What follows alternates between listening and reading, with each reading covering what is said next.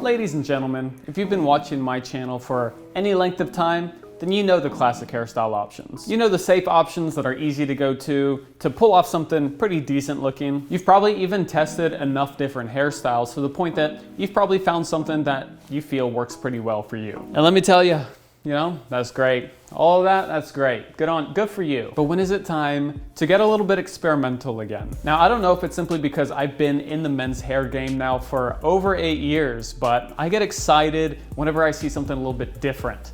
Something a little out of the box. And during my barber recruitment phase of the new Anuko barbershop business, I've come across a ton of different creative hairstyles on Instagram while going through people's profiles that just really make me excited. Of course, not everyone wants to get crazy out of the box. So in this video, I've got a few different options that are all more unique than your classic options and your safe options, but they'll range between out of the box to a little bit more subtle. A little something for everybody. First up, as we're gearing up for spring and then summer, the blonde buzz cut is back in full force. Going platinum is something that I've talked about before and I've actually done 2 years ago, which I can't believe that it's been 2 years. COVID really messes up that sense of time. And as much as I enjoyed the change, the maintenance is real. Now, I'm not saying I wouldn't necessarily try it again, but the nice thing about a bleached buzz cut is that the maintenance is way easier. Either you touch it up after a few weeks to a month to keep the color going, or you just re-buzz the growth to get you back to your normal hair color. A bleached buzz cut is a great option for any guy looking to have a hairstyle that requires literally no effort from a styling perspective, while still having a really big standout factor. It's easy, but it's also really different. The one thing to keep in mind is that bleach really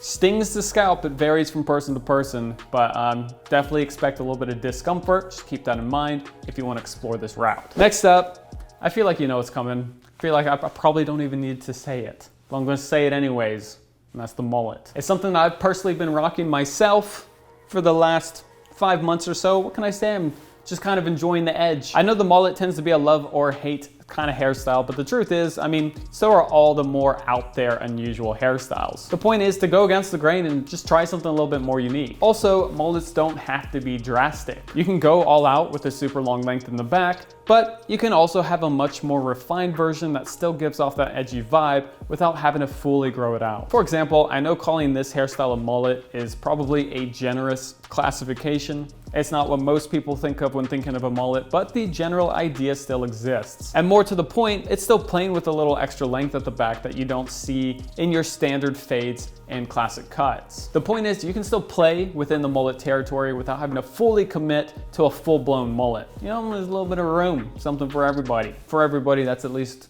interested in trying out something mullety. From there, are you ready? Because it's another kind of controversial one, and that's fixed partings / slight line work. Here's the thing that I'll say about fixed partings and line work. If you get this done, you want to make sure that you're getting it done with someone who has experience working with these type of styles. You never want a fixed parting or line work to be the biggest standout feature and distract negatively from everything else. Rather, line work should be slight detailing that enhances the overall look of the hairstyle. And it's got to be sharp. There's no room for error, otherwise you're putting a mistake under the magnifying glass. Even in this example right here, there's some movement with the lines. I know it's probably a little out there, but the way that it blends seamlessly into the zero fade on the sides makes it a much more subtle approach that, yes, of course, still stands out, but it doesn't look jarring. So line work, I don't know if that's something that I'm ready to personally commit to, but I can appreciate it if it's done correctly and on the right type of person.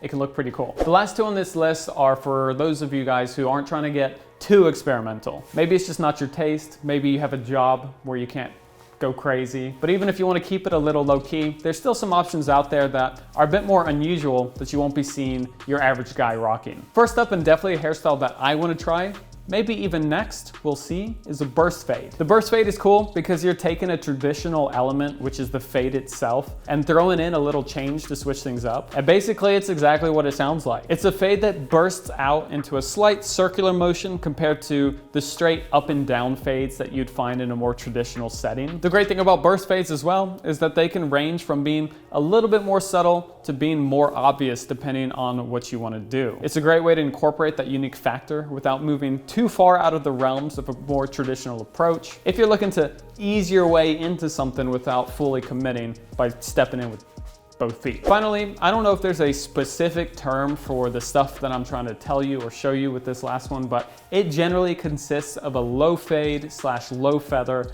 towards the bottom of the sides or back of your head. Most of this haircut will be done with scissor work, and you're just getting the razor out to just fine tune the details that brings the whole look together. My friend and excellent barber, Byron, does a lot of these kind of cuts, and they always look so clean. There's just something almost so normal about them, but the subtle attention to detail really takes the cut to a whole new level. This is, of course, an excellent choice for those looking for the most subtle of ways to try out a different type of cut. I love these kind of cuts too. Just touching up at the very edges, making it look clean while still having enough length to play with on top. Very nice. But guys, that's 5 kind of out of the box hairstyles. I wanted to, you know, maybe inspire something a little different as I'm stepping into this barbershop world. I'm just opening my eyes to a whole bunch of different creative cuts. I know it's not for everyone in their circumstance, but there's a lot of stuff you can do, you know, if you're trying to go all out or a little bit more subtle. Thank you guys for watching. Let me know down below which one is your favorite haircut. Click the thumbs up button, subscribe if you're new. Stay updated with the Anuko journey, anuko.house. That is the barbershop Instagram. Thank you guys for watching. See everybody next time.